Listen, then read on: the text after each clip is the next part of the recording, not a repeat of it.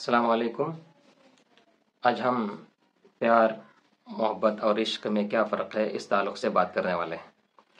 ویسے تو یہ تینوں الفاظ انسانی جذبات کی عکاسی کرتے ہیں، لیکن ہم دیکھیں گے کہ کس جذبے کو پیار کہتے ہیں اور کس جذبے کا نام محبت ہے اور کس جذبے کو عشق سے تعبیر کیا جاتا ہے۔ تو چلیے شروع کرتے ہیں۔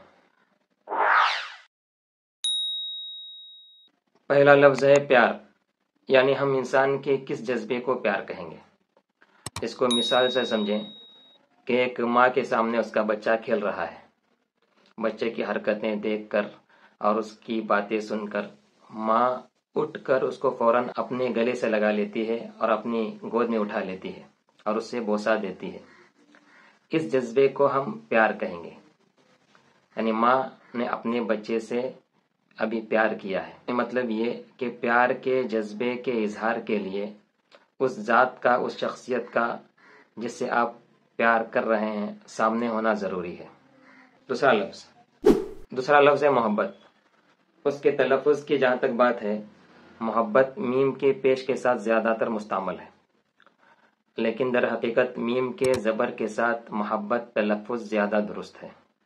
تو چلیے ہم بات کرتے ہیں محبت کس جذبے کو کہیں گے۔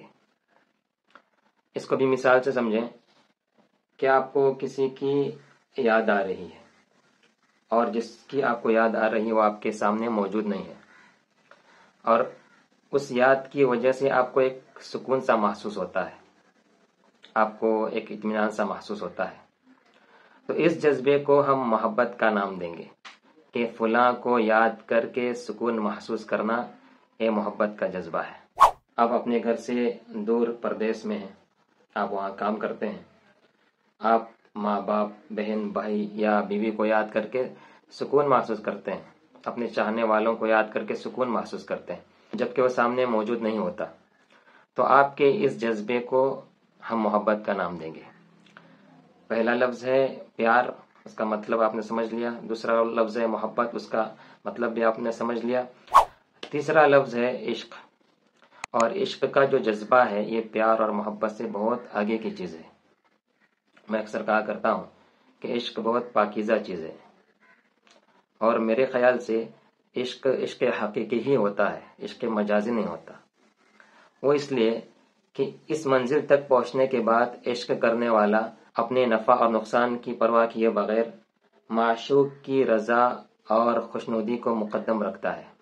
اس کی نظر میں معشوق کی خوشی ہی سب کچھ ہوتی ہے، لہٰذا اس جذبے کو عشق کہیں گے۔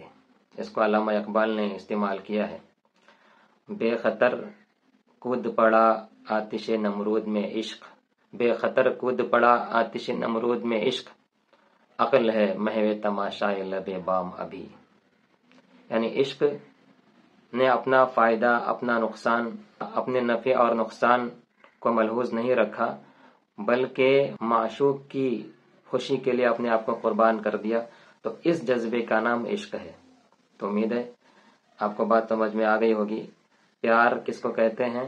جس شخصیت سے آپ پیار کا اظہار کر رہے ہیں، پیار کے جذبے کو جتا رہے ہیں، اس کا سامنے موجود ہونا ضروری ہے۔ لیکن محبت میں یہ چیز نہیں ہے، عشق میں بھی یہ چیز نہیں ہے، سامنے موجودگی ضروری نہیں ہے۔ محبت کا مطلب بھی آپ نے سمجھ لیا اور عشق کا مطلب بھی آپ نے سمجھ لیا۔ تو ان تینوں کے درمیان بڑا فرق ہے، اس فرق کو ملحوظ رکھنا بھی ضروری ہے، کیونکہ ہم اردو والے ہیں تو اردو کی باریکی کو بھی ہمیں خوب اچھی طرح سے سمجھنا چاہیے۔ چلیے پھر آگے کسی اور موضوع کے تعلق سے بات ہوگی، تب تک کے لیے السلام علیکم۔